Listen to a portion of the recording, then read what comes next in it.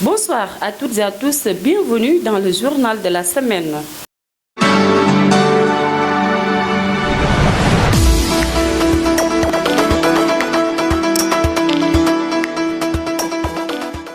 Nous démarrons ce journal par le lancement dans le secteur de l'entrepreneuriat des jeunes âgés de moins de 20 ans, une offre de l'UNICEF en partenariat avec l'ONG La Lumière dans le seul but de rendre autonomes ces jeunes pour une formation de qualité.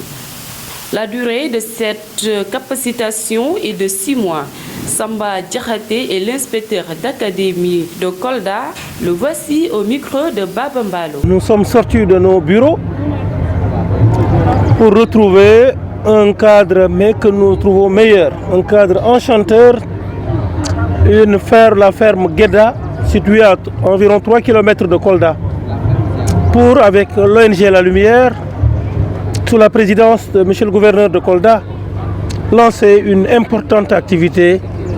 Et cette date du 17 février 2022 restera une date mémorable, parce que l'occasion a été donnée justement de lancer l'initiative Entrepreneur à 20 ans.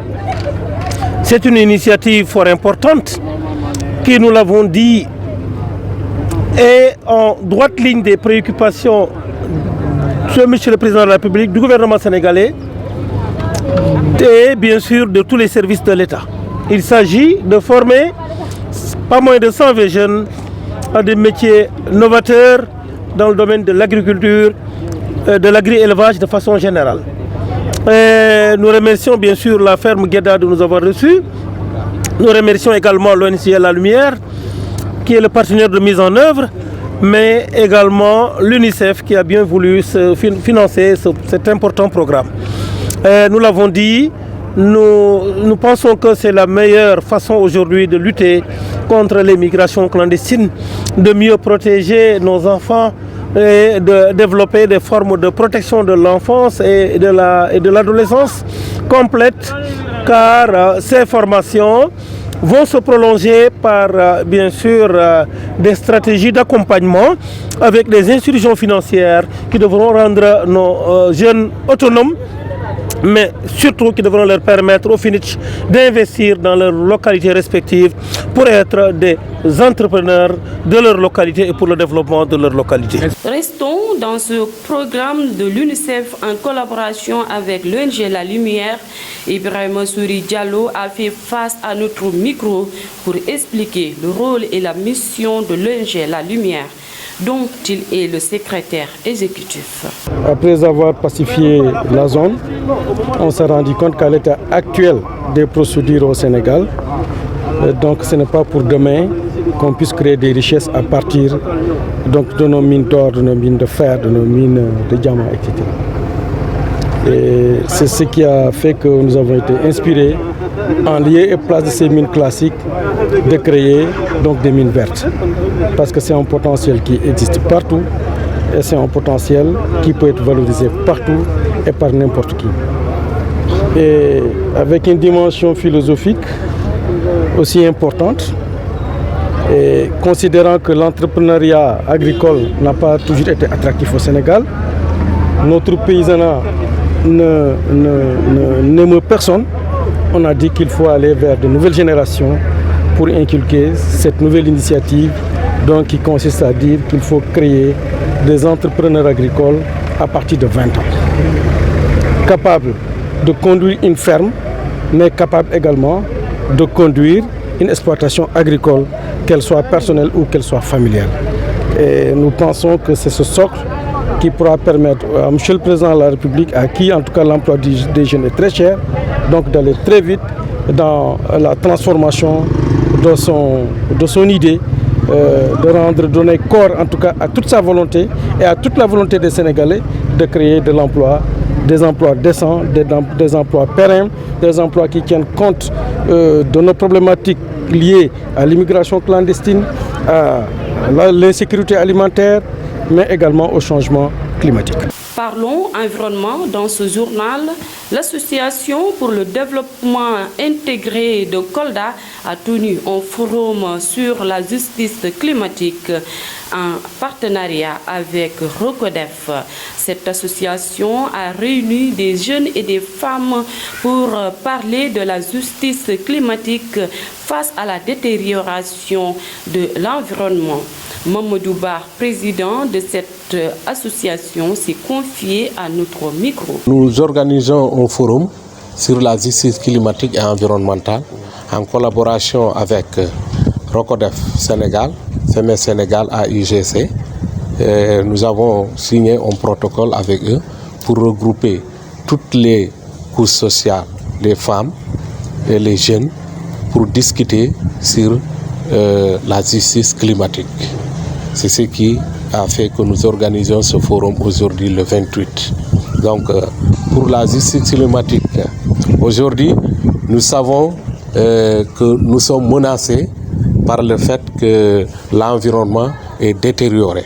Le programme est sur 5 régions pour le moment et qui va s'élargir dans tout le Sénégal. Mais pour le moment, nous commençons par la région de Kolda, Ziguinchor, Dakar, Thiès et Kaolack. Aujourd'hui, si nous prenons la population mondiale qui fait aux environs 6 milliards, si nous prenons ceux qui sont en train de plus détériorer l'environnement, font 5 millions. Est-ce que vous avez vu? Et la couche la plus vulnérable, ce sont les femmes et les jeunes. C'est pour cela que nous avons ciblé les femmes pour ce forum. Aujourd'hui, nous avons noté, si vous regardez, il y a eu une poussière que nous avons traversée durant beaucoup de jours. Regardez les feux de brousse, la coupe abusive du bois, le manque de pluie.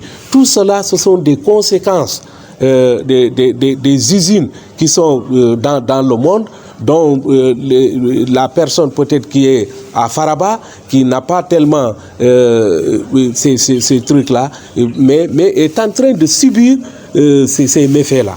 Donc, c'est pour cela que nous parlons aujourd'hui de justice climatique. Renfort And Doolel Rewmi, c'est le nom d'un nouveau mouvement politique qui s'engage à renforcer les actions et réalisations du président de la République.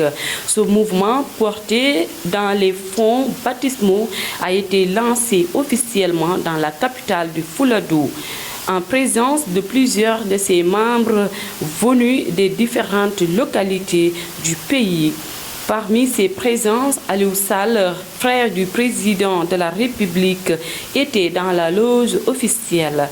Cette rencontre a été sanctionnée par une résolution lue par Mme Minata Dia. L'Assemblée générale tenue à Kolda ce samedi 26 février 2022 décide de créer un mouvement politique et de développement dénommé Rencontre nationale des forces républicaines pour le travail, And Doolel Suñu Réew, qui a pour mission de soutenir l'action de son Excellence M. Macky Sall, président de la République du Sénégal, d'affirmer sa détermination sans commune mesure à défendre le bilan élogieux du régime et à rétablir la vérité des faits et des chiffres face aux officines chargées de semer la discorde et la désinformation à l'égard des masses populaires, de réaffirmer son ancrage au sein de la mouvance présidentielle comme force de proposition à la politique du régime, d'exhorter ses membres présents et futurs à participer activement à la lutte contre la calomnie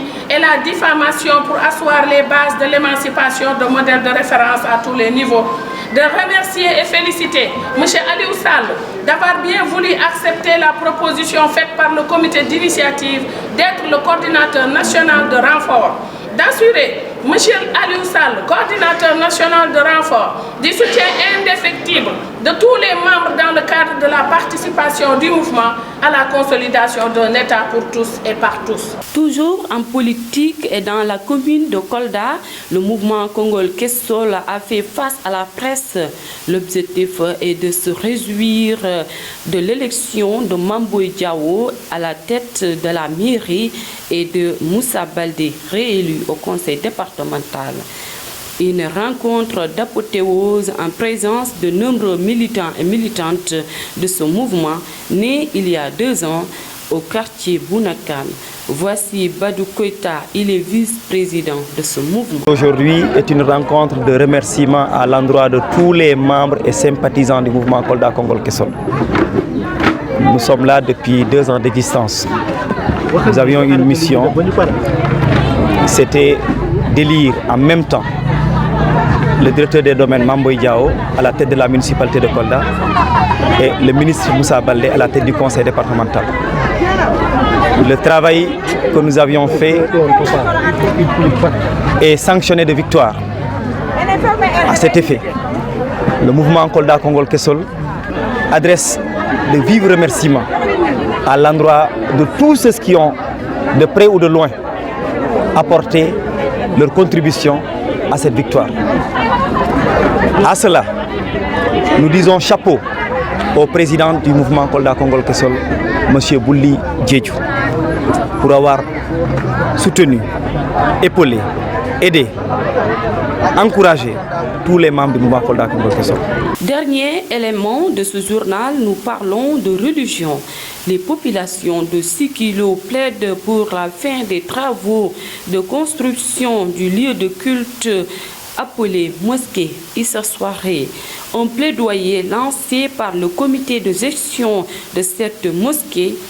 C'était à l'occasion de la cérémonie de clôture du tafsir du Coran, Djiba Diao, et le coordinateur de ce comité, le voici au micro de Ibrahim Baldé. Nous avons entamé depuis 2 ans la rénovation de la mosquée Issa Soirée de Sikilo. Donc actuellement, on en est à l'étape du coulage et de la finition.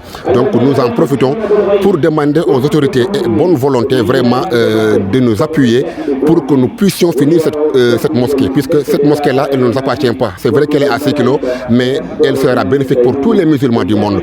Donc nous profitons vraiment de cette occasion pour vraiment lancer un appel et demander à tout le monde, à tout un chacun, notamment à la population de 6 kilos, notamment aux autorités de bonne volonté, parce qu'aujourd'hui déjà nous avons Madame le maire, Madame Kadjoutiam Danfa, elle est là, elle est la première adjointe au maire, elle est là en tant qu'autorité, elle habite voilà, dans le coin. Donc c'est une occasion aussi de porter le plaidoyer et de dire à tout un chacun vraiment de mettre la main dans la pâte pour que cette mosquée puisse être achevée dans de bonnes conditions. Merci de nous avoir suivis et merci de nous accompagner sur nos programmes. Au revoir.